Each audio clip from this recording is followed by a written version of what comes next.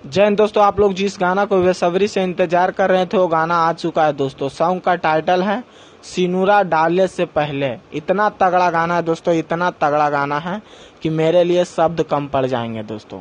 और मगही टाइप का सॉन्ग को बनाया गया दोस्तों।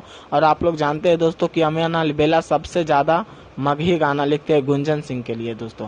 और इस बार लिखे हैं दोस्तों पावर स्टार पवन सिंह जी के लिए।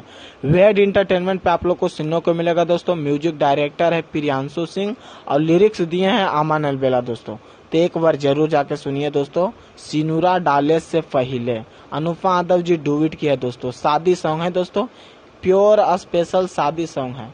और गाना को सुनिएगा दोस्तों तो कहिएगा कमाल का सॉन्ग है भैया।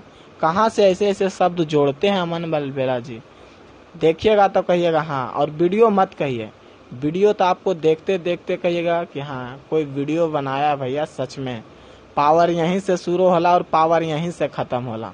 तो एक बार जरूर जाके देखिए। वेड इंटरटेनमेंट पे आप लोग को सुनने को मिलेगा। सॉन्ग का टाइटल है सिनुरा डाले से पहले।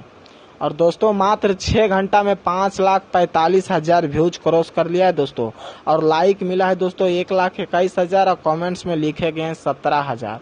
और लाइक कुट कुट के मिल रहा है दोस्तों। 5 लाख से ज्यादा व्यूज गया है और 1 लाख से ज्यादा लाइक मिल चुका है।